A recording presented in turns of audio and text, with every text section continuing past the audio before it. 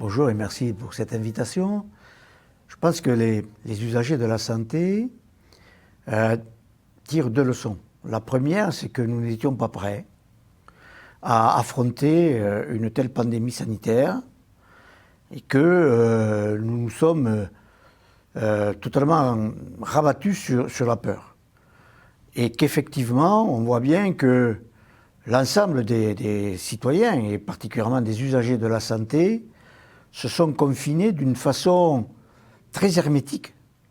Et que pour certains qui étaient dans des pathologies chroniques, les ruptures de soins et des reports de soins ont été extrêmement importants.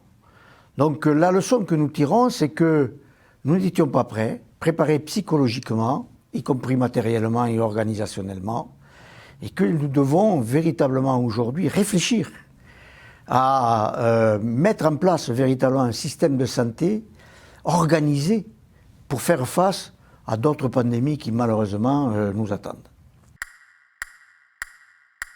Période de peur, parce qu'effectivement les messages étaient extrêmement anxiogènes et les gens ont eu très peur.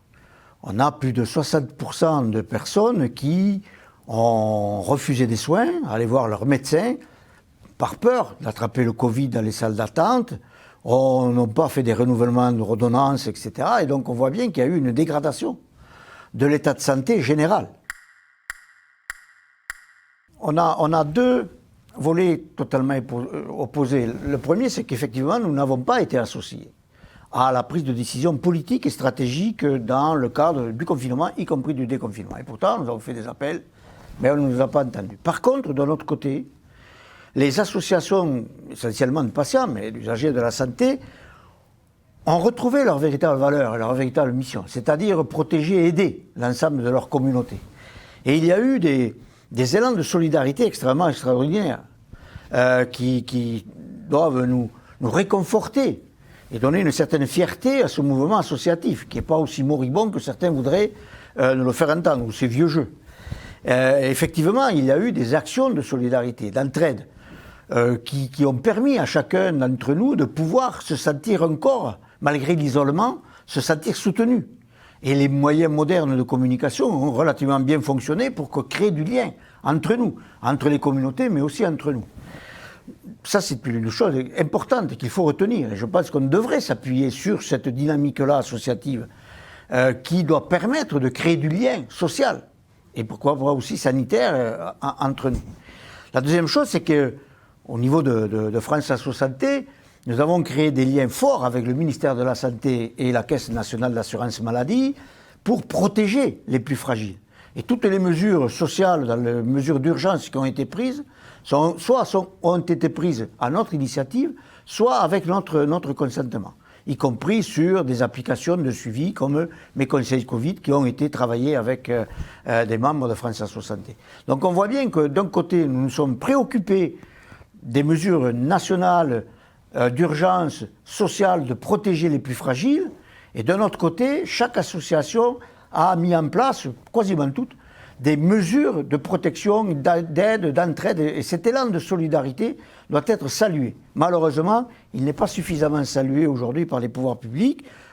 En aucune manière, nous voulons remettre en cause le dévouement des professionnels de santé et des établissements de soins, mais je trouve que le milieu associatif sanitaire a été aussi remarquable.